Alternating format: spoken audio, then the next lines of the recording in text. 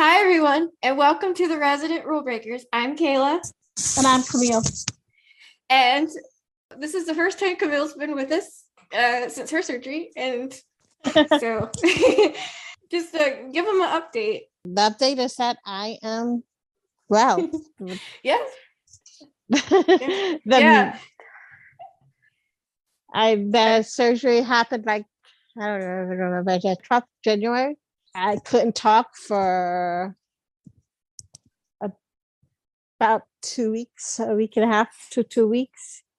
And my voice, it was horrible. I was terrified. Couldn't eat for about 2 weeks couldn't eat anything actually for like a couple of days. And then like the pain subsided enough so I could eat a little bit of something, a little bit of liquid diet. It was a liquid diet for like 2 weeks. But yeah, now I'm better and I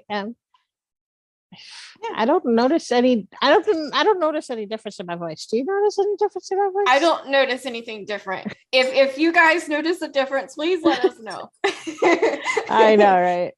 This episode of the Resident Rulebreakers is going to be discussing episode 511, which is the mid-season premiere of season 5. It's called Her Heart. It was written by Marc, Halsey, and Eric Liu, and directed by Kelli Williams.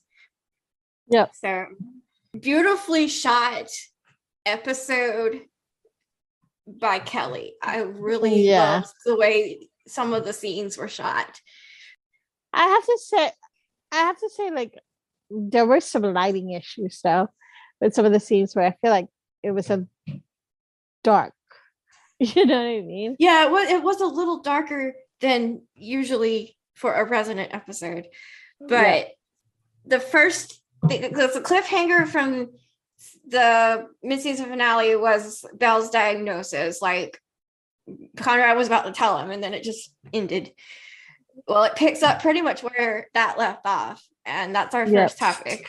Is Belle has multiple sclerosis, and it's more women than men have this, so it's pretty much a neurological disorder. It's a neurological disorder that progressive. But more women tend to have it than men, so it'll be interesting to see them show it with a male character. And no, Bruce Greenwood's not leaving the show for all you people who have. I mean, I've seen it everywhere, and I'm like, well, right there, they themselves, though, Amy and Andrew, are both like, no, it's just a storyline. Yeah, but here's the thing: they also did the whole thing with Emily. So and so it's not leaving, and with Emily, and so then Emily happened. But I don't think same with Bruce Shawnette, same with everybody else. So it's like, so people do get a little paranoid. Yeah, but I just don't think. I don't think Bruce will do that. They've the way that it looks like they're going to tackle this is show how to put this into remission. Yeah. And the thing about neurological disabilities, because I've lived with one my entire life, is that they can be controlled. You can live with them normally. Yep. And that's one thing that I know a lot of people are like, well, he's a surgeon and all that. And I understand that it definitely would take him away from his job. But in a future episode synopsis, it does show that he comes back to work. Yeah, it does look like he comes back. And so it looks like whatever treatment he has is working. And as long as your treatment is working, you can live a normal life. Yeah. I'm living proof of that exact scenario. I live on my own. I drive, which this neurological disorder would not allow normally if it weren't controlled, and work. So it can be controlled. And that's the thing. I was like, it really irked me. See some of the fandom, they were stigmatizing it. And I was like, whoa, wait a minute. Yeah, it really, really pissed me off. Stigmatizing a disability, any disability, it doesn't matter what it is wrong. That's the reason why we have so many issues with this to this day. And it's because if you have a disability, you're done for. No. Camille and I are both living proof of that we can live somewhat normal lives with our disabilities. You just have to be accommodated with certain things. Yeah, exactly. But I'm interested to see how they have this progression of his disease and how he handles it and how they handle it in the show. And because, you know, a lot of the MS community were not happy with how some of it was portrayed, but he had just got diagnosed. He was afraid, which if you just diagnosed with anything, you're scared. You don't know what's going to happen. Yeah, So it's normal. So yeah, I mean, that's absolutely normal. He pushed Kit away and she's like, no, we're fighting this together, which I loved.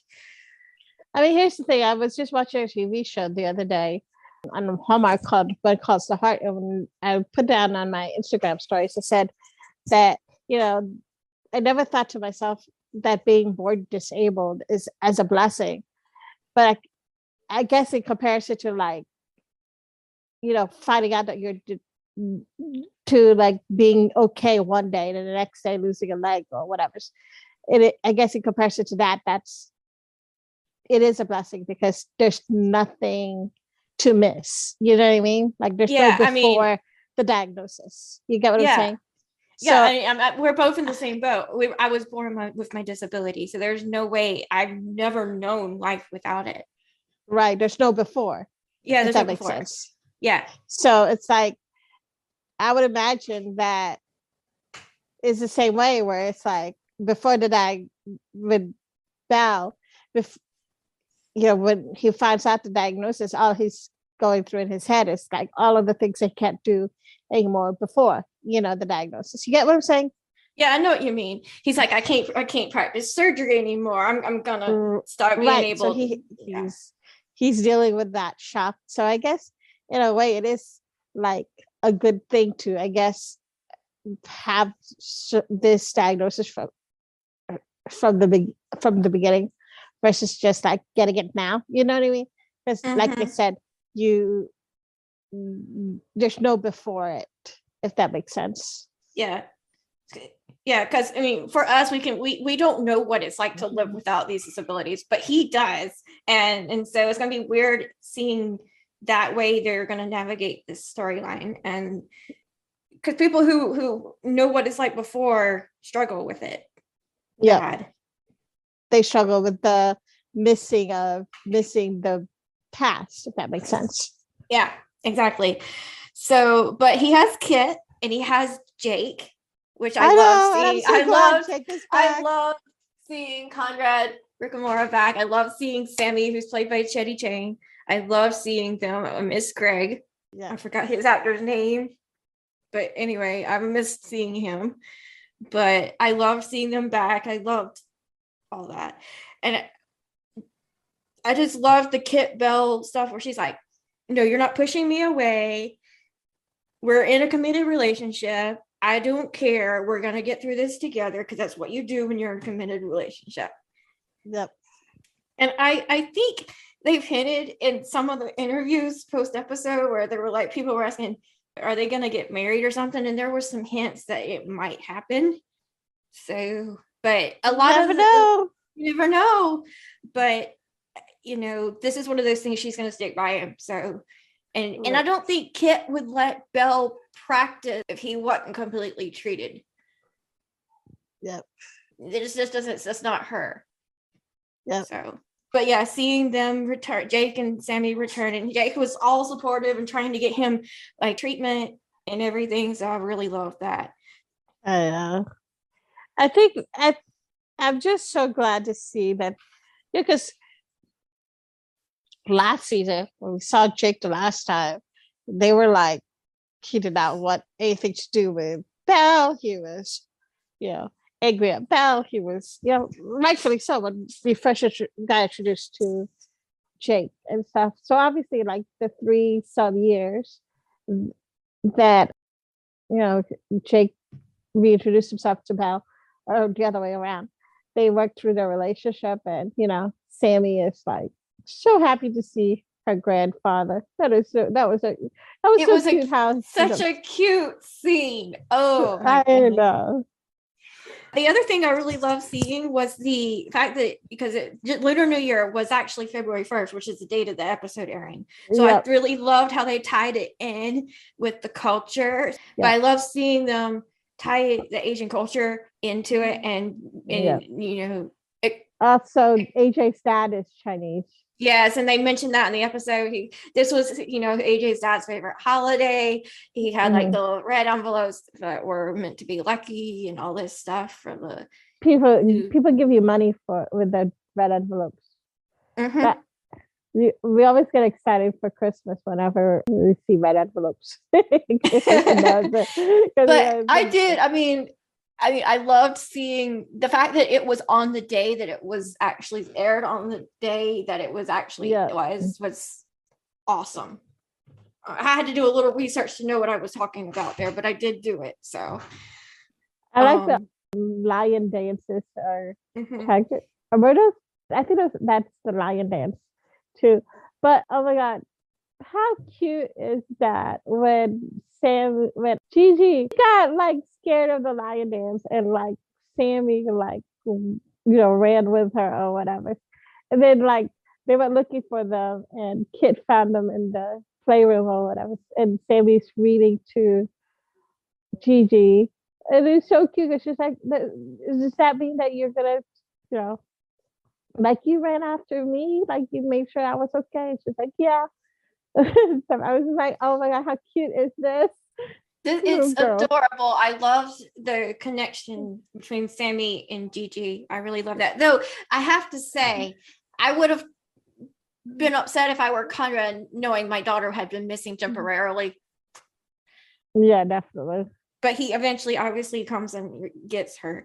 And that ties us into the next storyline. When Nick passed away, her organs were donated, and the woman that got her heart shows back up her name's Hannah, and she shows back up in the chest anesthesia because she collapsed during a workout.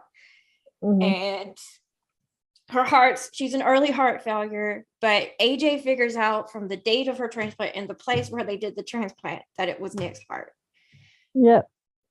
So, and he tells Conrad, and Conrad never says a thing when he first listens to it, but he's like, this is my wife's heart, I love that. I love the scene where AJ listened to her heart, and AJ just looked at Conrad and like he gave Conrad the chance to listen to Nick's heart too.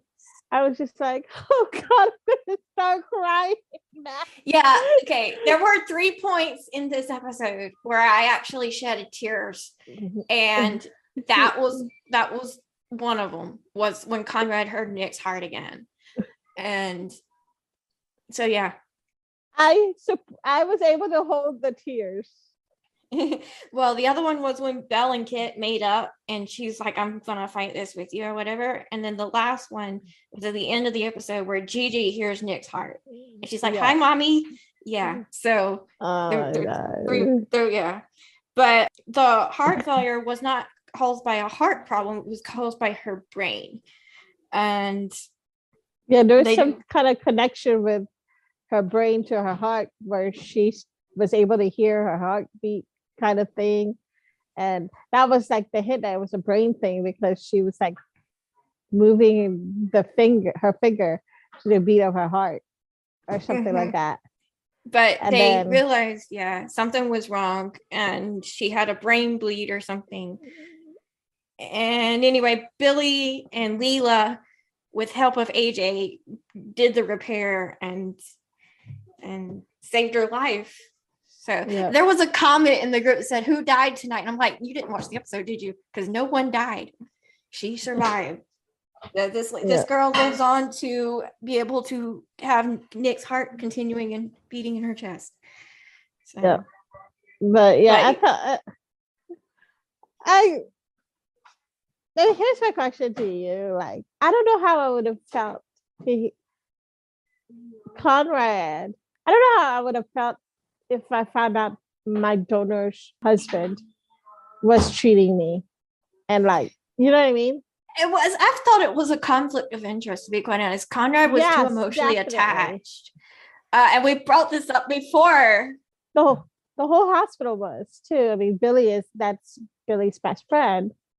You know, like they said in etc. in the press release, Nick was the heart of the hospital. Yeah. You know, yeah. So, I mean, But I mean, once, like AJ should not have brought Conrad in my opinion. AJ, like Conrad, I get it, he's like the best diagnostician, I guess, in the hospital or whatever. But find the second best. That there might have been like, yeah. Yeah, I mean, it was just too emotionally attached. And then he eventually reveals to Hannah that it was his wife's heart that she got and everything. And she got to meet Gigi, but whatever. It allowed for an emotional scene, but just Conrad shouldn't have been her doctor at any way in any time. So, and the doctors that write on the staff know this, and yet they still write it. Yeah, because I guess emotional impact, what's that called, outweighs and is more important than like medical accuracy. But nonetheless, it's a conflict of interest that shouldn't have happened. Yeah, I mean, yeah, like I said, there's just I don't know how I would feel with my donor's husband being the one who took care of me or whatever. That just is so weird. Yeah, it's weird, but nonetheless, an emotional storyline, and they definitely hit you in the feels everywhere. And yep. Nonetheless, there are a few other things I have listed here. Leela is on a neurosurgery rotation with Billy. And I love the fact that Leela brought up her dyslexia to Billy, like Billy knew, like, because for a while she hid it from anyone but Devin. And now Billy obviously knows, and she's like able to deal with it. And it's not a hindrance to her, which is one of the other things. I'm like, again, we have Belle and then we have Leela, the two main characters that have a disability now. So I'm excited to see them show it without the stigma attached. Yep. And overcoming it. That's what having a disability is.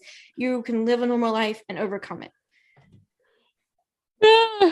Yep. And Leela's definitely the epitome of overcoming a disability. Yep. I love seeing that, but I love how Billy's like, this is going to take over your life if you choose this, right? Devin won't like that. And like, Devin will support her no matter what. I truly believe that. So, I mean, here's the thing. Like, well, I mean, why would Billy even like bring up Devon in that kind of conversation? It's like it's like, oh, it's Leela's decision. Yeah, exactly. But like, if you want, like, it's who cares? I mean, yeah, this is why does no. I'm torn with this whole subject of whether or not like a partner has really a say on whether or not a woman has kids or whatever in the future. But no, they don't, because the thing about it is they're not carrying a kid, so it should be solely a woman's decision. Yeah. It's like her body, her choice. Yeah. So I don't understand why Billy even mentioned Devon as like, oh, Devon might not like it because you might want kids together. Well, if that very first scene is anything to say, Devon's all 100% supportive of her going into this rotation and whatever decision also, she makes. Why would it matter? Yeah, he's not the one carrying the baby. No, and Leela doesn't even know if she wants to have babies at this point. So let's let that conversation hold on for a while. They're not even married yet. They might be living together, but they're not married. And I hate to say this, but it's all part of culture, and their culture is very dictating on that one. Usually Yep. it follows very strict protocols, and marriage is part of that package. Yep. So just bringing that, it's definitely something that's very strong in the Indian culture. Yep. And then of course Devin has his own storyline, they're starting him in his clinical trial work, which are very important to medicine and science. We don't have clinical trials, we have no medicine. We don't know which treatments are for what. Every drug you take, I went through a clinical trial. So every vaccine, every drug. And so this is important work, and I can see how they're trying to show that in the show, because without it, we don't have anything. Yep. But AJ's mom is part of this plot line, and she's declining still with her. She has metastatic lung cancer, and he's got a cancer drug or whatever, right? But AJ is like put my mom in this trial, whatever. And Devin's, trying to be good to his friend, he loved, and Devin realizes she doesn't really qualify. She doesn't have the lung capacity to handle the trial or whatever. Yep. And AJ's mad because, Devin isn't the one, he's been taught to break the rules when necessary by Conrad. But at the same time, he's always been one to follow the rules. Yeah. And that makes Devin a very different doctor than Conrad. I mean, here's the thing. The thing that got to me, that got on my nerves was Devon. Like AJ yelling at Devon. He threw a chair. Yeah. I was sitting there going like, what the hell is going on? I mean, I get it that's your mom. You want her to get the best chance possible. Mm-hmm. But you're also a doctor. You can't you have to think of it objectively. You know what I mean? Like, mm-hmm. But Devon AJ wasn't thinking objectively. He was thinking, that's my mom, Yeah. But Devin was thinking more objectively, like, this is the trial and she just doesn't qualify. And he's not like some clinical trials, because some doctors are crooked and only want the money. They tend to twist the boundaries of their rules and stuff and pad their trials and stuff. And that's not what Devin was doing. But I think Conrad, I also didn't like Conrad stepping in like, hey, I taught you to like break the rules or bend the rules. The lighting on that, and I hate the fact that AJ stacked Conrad onto Devin to try to get him to bend the rules for Carol. I hated that part. I was like, no, absolutely not. This Devin's is like doing the right thing. This is the old Conrad that like switched blood results from season 1, episode 2, so his patient could get the heart transplant and not the senator. Or whatever. You know what I mean? That's like we're back to season 1. However, the scene where Conrad and Devin were talking, all the fireworks and stuff were going off outside with the Lunar New Year thing. And it was so beautifully shot. I was like, oh, it's so beautiful and pretty. You forget what they're talking about. And kudos on the lighting on that scene, which is really pretty. But again, Conrad eventually comes to it, and when they're talking, Conrad's on Devin's side at the end of it all. So he realizes that Devin made the right decision. But palliative care is actually a good thing that she needed a long time ago. So I think actually AJ's mom was relieved that she wasn't going to be in the trial, because she was like, at least now I know that I can accept my fate, kind of thing. Because if we went through this trial, it was like,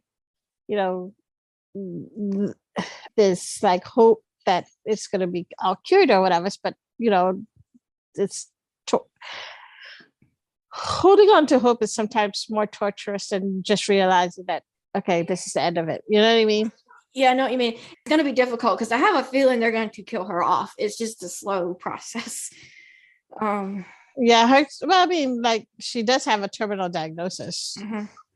And sad, but I have a feeling we're going to get some good acting out of Malcolm because of it.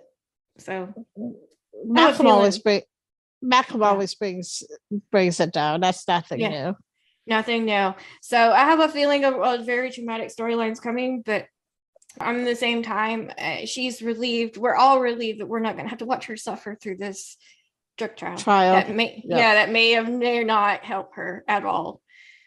Yep. So, and then the new doctor, her name's Cade, Dr. Sullivan, or Cade, as we like her. She's in the ER and everything, taking over for Devin. And Irving mentions her absence of her online footprint, and she's just like, whatever. But hints from Amy and Andrew in articles that this will slowly unravel. And I think, and this is just a belief of my part of what I've been reading, that she was a whistleblower of some kind. So, sounds cool. Yeah. And then the other thing I saw was when Dr. Sullivan realized that the heart transplant patient was Conrad's wife's heart, had Conrad's wife's heart. She was very sympathetic to Conrad. Yeah. She's one of the potential love interests for Conrad, so it might play into the future, her knowing this information. So that's what I think, because it's definitely going to kick up, I think, coming into the later parts of the season. Yeah. But that's what I had written down. There was a lot of stuff and a very emotional episode. So, but usually they try to pack a lot in. So I know they did. Maybe it's been like 8 weeks. And I know people are like, I saw something like, so I hate all these breaks, and I'm like, yeah, but you try stretching a 23 episode season until May. Yeah. Plus, they're still filming episodes. They're still in process of filming. So, and they had some, with the Omicron surge, it didn't really affect production or anything, but they had to take some extra precautions. That's why the air date kept moving. So if you see air dates move, just don't take it too much. Okay, they're having the battle of nasty virus on top of everything. Yeah, I watched it on Hulu, and it was so funny because they actually, like, right before the, how like on Hulu when you play the episode or whatever. Mm-hmm. Yeah. They have like a little commercial or whatever. So what you're about to watch. Yeah. They showed a commercial of the resident with the air date of it being last week, January 25th. so the Hulu commercial was still the old air date. Yes. So if Fox moves air dates again, they have reasonings for doing it. We have to believe that they're filming in a unprecedented time where they don't know really how to handle this virus. Is nasty. It really is. Yeah. I mean, I'm a year out from recovering from it, from not Omicron, but from another variant of it, and it was nasty. So don't take it for granted that they're doing what they're doing in the middle of all this to give us a TV show. So be grateful. Be grateful is all I have to say. Yeah. Upcoming plot lines and upcoming episodes. 512, which will air on the 8th, is called Now You See Me. And I have a feeling there's a child abuse storyline in this episode, and I have a feeling they're going to touch on it big time. And it's when a lost child is brought into the ER with physical signs of abuse, Conrad and Cade try to get to the bottom of what happened to her. So definitely think this is going to play into them getting closer to each other. Devin and Leela have a plot line where they encounter a woman while out shopping who's having trouble breathing, and they take her to Chastain, and Devin works to make her feel comfortable with everyone at the hospital. And then Belle tries to, because he's backed away from surgery, to be on the state medical board, which I thought was a brilliant idea because he could help weed out some of the doctors who don't need to be working anymore. You heard Michelle and I from last week. I thought it was brilliant. And then Bill, this is the start of the Billy 3-episode arc that they're about to have, and her start of her confronting her past with her trauma. Yeah. Her rape. Yeah. And so this is the start of that arc. And the guest stars in this episode are Denitra, Skylar Day's coming back as Nurse Clara, Kaylee Ronayne is Dr. Sullivan, Stephen Wallen's returning. He's probably he's the social worker. So he's probably definitely going to help them with the kid. So definitely some interesting, some good work, some good stuff in there. If they don't have a title card at the end of the episode about child abuse, they have totally missed opportunity. Oh yeah, and next week's podcast will release on Valentine's Day. We're going to do a Valentine's Day segment as well in that podcast. So yep. Yeah. So send us your favorite romantic moments of The Resident. Any moment from any episode. 513 will air February 15th. The podcast releases on the 21st. And it's a misfire at a gender reveal party. The episode's called Viral. And Jessica's sister's gender reveal party goes wrong when her brother-in-law gets injured. There's a thing in the 512 promo, and I don't know if it's because I don't know if they misedited this promo or what, but it definitely looks more like it's supposed to be in 513, where he gets shot by the cannon. So I don't know why people do these. Like my sister had one, and it was just a piñata where the candy fell out. What color it was, but whatever. Anyway, her brother-in-law's life is in jeopardy, and apparently they were trying to make a viral video because a lot of these gender reveals go viral for the wrong reasons. I have a feeling there's a message in this one. And Conrad, Irving, and Trevor work on an influencer whose life was put in danger by a risky cosmetic surgery. Again, an influencer who probably went viral for all the wrong reasons. Bell is cleared for his first surgery, returning. So he'll be returning to performing surgery. So in 2 episodes. So we'll see how he progresses through his treatment to see Kit cleared him. So there has to be a reasoning behind it. Yep. So we'll see. I don't want people saying, oh, it was too fast or whatever.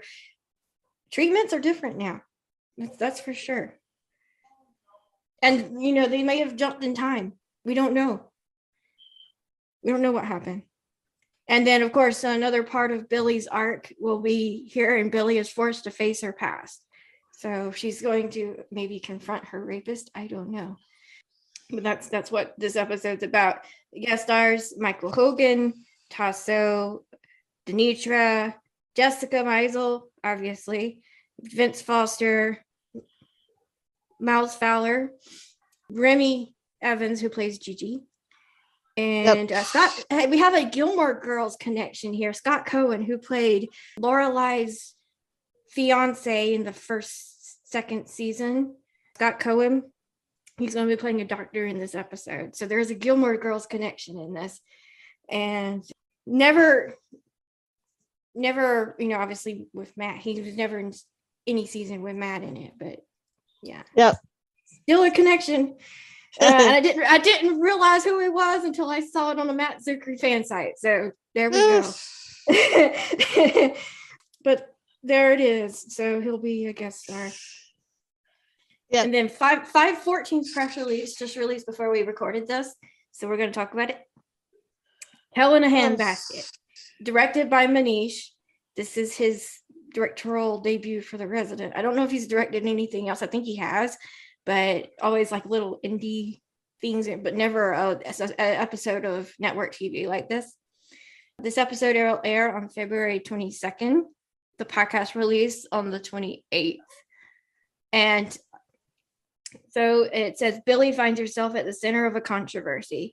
When themes from Billy's past begin to come to light, she is the subject of whispers and stares around the hospital, and the team struggles to find the best way to help support her. So I have a feeling everything's just going to come to light. But here's the thing, they can definitely use this as a message to say this isn't her fault either. Yep. That being raped is not your fault. So Yep. I hope they go that route. And try to erase some of the stigma. Again, another stigma that they need to help erase. The nursing shortage, I'm glad they're attacking on that because it's definitely a problem, especially in the pandemic era. And there's a nursing shortage and a horrific disaster that should have been very simple causes a problem. Trevor discovers a shocking secret, and I have a feeling it's to do with his conception. And then Padma has a proposal for Leela. So I don't know what the twins are up to, but we'll see. We also know that since Manish directed this episode, he's probably not in it. He's not in it, or very little. Probably very little. Yeah. So that was what we were told originally. Now I do wonder what the doctor, if Matt would direct an episode. That would be cool. I've seen like other lead stars of TV shows take the director role for an episode. I wonder, maybe Matt should do the same. So, and then I have titles of at least the two next episodes and an air date, but no synopsis. And the week after this, the March 1st, which last week I said there was an episode airing on March 1st, they've changed it. That episode 515 will air on March 8th. So there's a week on hiatus the week of March 1st, which is ironic because my birthday is that Monday. So the week of my birthday, there's no episode, or before my birthdays, there's no episode. So there was also no podcast. Yep. I thought it was ironic. So the February 28th podcast will also be a celebration of my birthday. Since it'll be before my birthday. The March 8th episode, which is the day after my birthday, is 5:15. It will be In for a Penny. I have no synopsis, no nothing. Podcast release on the 14th. That's just everything I know. And that's new information I just found out this morning. So when I did some EIDR research. There's a 3-week hiatus, probably due to basketball. College basketball has a March Madness during March. And there's 3 weeks running. I know the fandom's going to be mad because there's a week off, a week on, and 3 weeks off. They're not going to like it, but it is what it is. Yep. And it's also confusing, but it is what it is. We can't change it. The Resident will come back on the 29th of March, 5:16, and there's a title attached to it called Drilling for Happiness. That's new information that I just got this morning. And the podcast will release on April the 4th. So many podcasts. Yes. Well, at least we'll have 4 weeks, a month. We'll have a month away to rest. So, but nonetheless, there are episodes airing, and it's just March is usually the month that they take a hiatus. So, yep. Yeah. So it is what it is. But after that, once it comes back at the end of March, it runs all the way till May. So people won't have to complain until summer. That's really all the other information we had about episodes. My other podcast is Hallmark Heartbeats. It's a podcast all about Hallmark movies. I pretty much review Hallmark movies and mysteries, talk with the actors lined up for this month. And it's kind of exciting. But yeah, just go and listen to me. It's on all platforms that you can listen to podcasts. I made the decision to disconnect the Resident Rulebreakers off of Spotify from our podcast hosting site. So we're not on Spotify anymore, mainly because this podcast, Resident Rulebreakers, is about a medical drama where their stance is very clear on the vaccine and how We believe in science. and we don't want this podcast to, we don't want to be on a platform that's not going to promote science and let medical misinformation spread. So we are off Spotify, but other than that, every other platform you can find us. Yeah, I did disconnect the Resident Rulebreakers off of Spotify as of last week.